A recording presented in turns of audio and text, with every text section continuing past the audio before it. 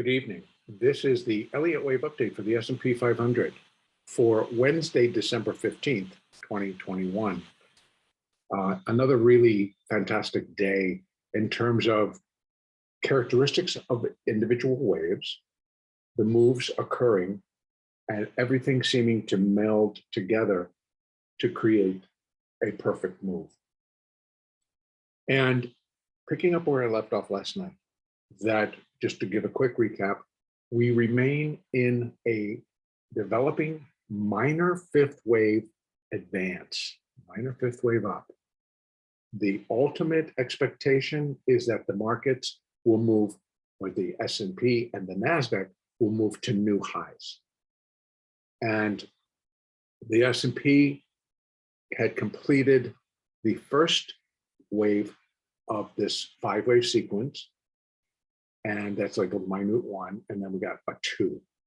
And so yesterday, we rallied off of that low very strongly, very nicely, and my expectation was we'd have a wave two pullback and then launch higher in the third wave. And again, I discussed how an Elliott guideline and description that a third wave is a wonder to behold, in that it is explosive. Whatever the direction is, it's going to be explosive. And it's most often the longest, and it is the strongest wave out of waves 1, 3, and 5.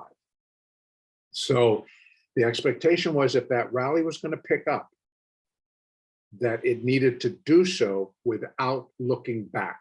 And that's exactly what took place. The market just took off, and it was wave after wave after wave after wave for 2 hours for the buyers. Just wave after wave after wave.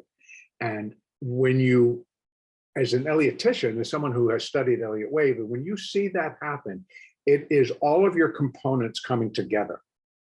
It's everything that you know, understand, and look for are coming together. So as a trader, you're like, trade it. And in this case, the power was to the upside. So it was taking a position and being able to play within the volatility. So there may be a point that you maybe got in, which normally may have been like a point or two. You had a range of where the market could go, and you kind of got in at the top side of the range, and it kept going down, say this, so you're getting along, obviously.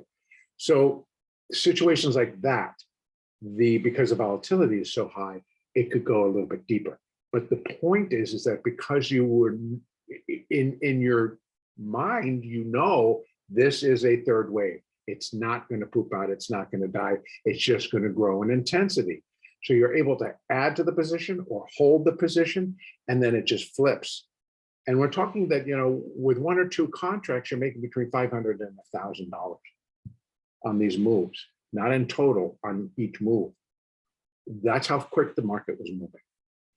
And so that is a third wave. And I wanted to go over that because it's very important that when we recognize these in the market, when they take place, boy, you can clean house.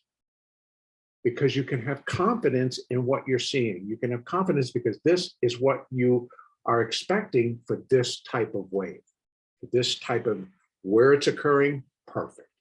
So in essence, if we're looking for a minute third wave, now that'll break down into its own 5 waves. So again, remember, we're building blocks. So it breaks down and it breaks down. And that's important to remember, because then you're not going too fast and you can see that intensity build. I'm going to open this up a little bit so you can see these hourly bars, if my computer will agree with me. I'll try that again. There you go. Look at that. 1, 2, 2 hours. And this is actually the close. So basically 2 hours, with that last hour being incredible. So you can say that it went from 46, we'll give it 46.42 to 4,700. Wow, right? So when you can trade with confidence, this is how you see it. So within this third wave, we have 1, we have 2. So it's wave 1 of 3, wave 2 of 3. So what happened on this launch, which made it even more dynamic? If you're following, even if you're looking at your hourly chart and trying to get what your expectations may or not be, let me just say, the initial move was to sell it. And we already had the no violation, don't break this line at 45.96.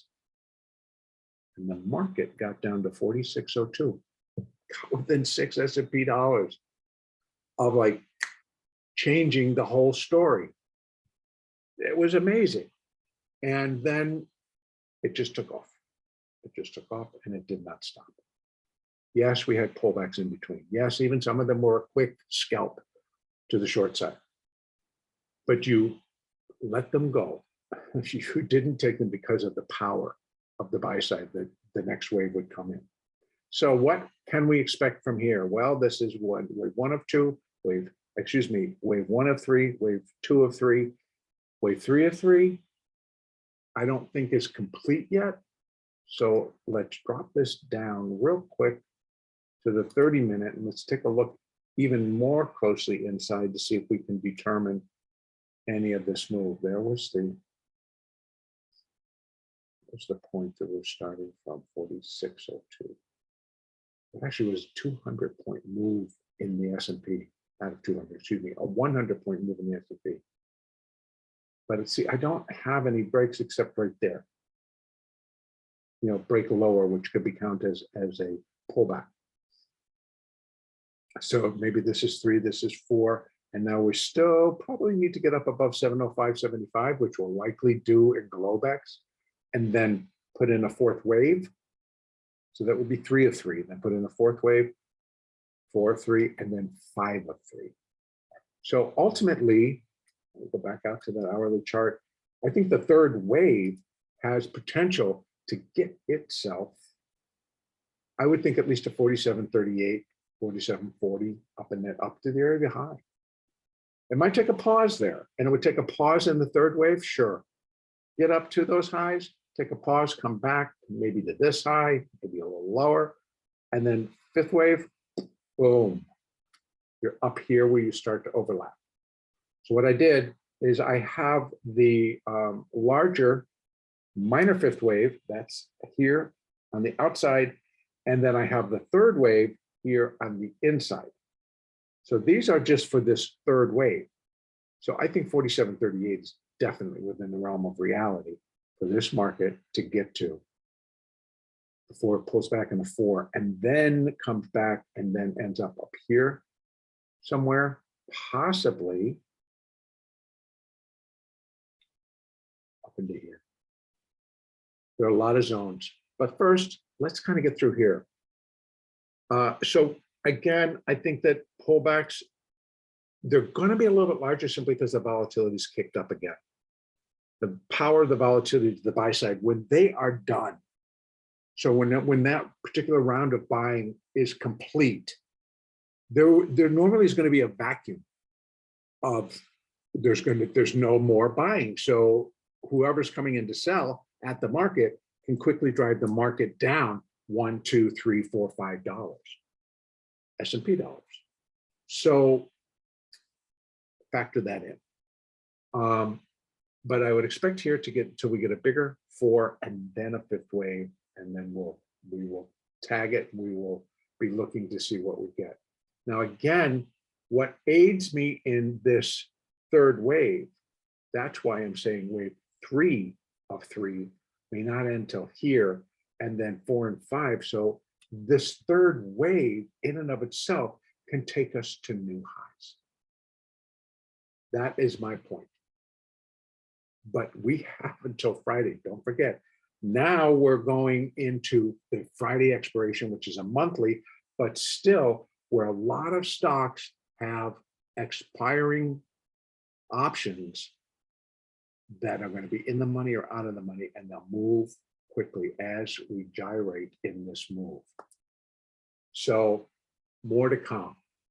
So anyway, tomorrow I'm looking for resistance at 47.38 to the high, which is 47.40, possibly even above. Maybe we get to 47.58. But I am looking for this to complete and then come down and then go back up and finish up here in terms of the third wave. Again, 1, 2, 3, I think gets us up here. And that's, I believe, is going to be the power. Again, remember, we're going to a high. We need to take out this. And that actually tells me that the third wave should come in much higher. 100% is 48.26, and it has to at least equal it. So again, this could, yeah, it could subdivide and subdivide. But we have a lot of upside left if indeed this is what's happening. And now we have the big news out of the way. Let's see. So for tomorrow, I'm at least looking for 47.40 or above. Power will drive it above. Play again according to your moving averages. The hourly is beginning to clean itself up in terms of that things are beginning to move closer and start to cross that 50. Excuse me, the 200. The hourly chart, these all need to be above that 200 to give us that additional power that's going to be needed to get up to the old highs and above. All right, I'm going to leave it there. Downside, I believe, should still be shallow until this third finishes. I'm not looking for much of a pullback, but again, remember volatility, so you still could get maybe a $6-7 pullback in all, before all is said and done, before you launch into the next higher sequence. I'm going to leave it there. The next update will be on Thursday, the 16th.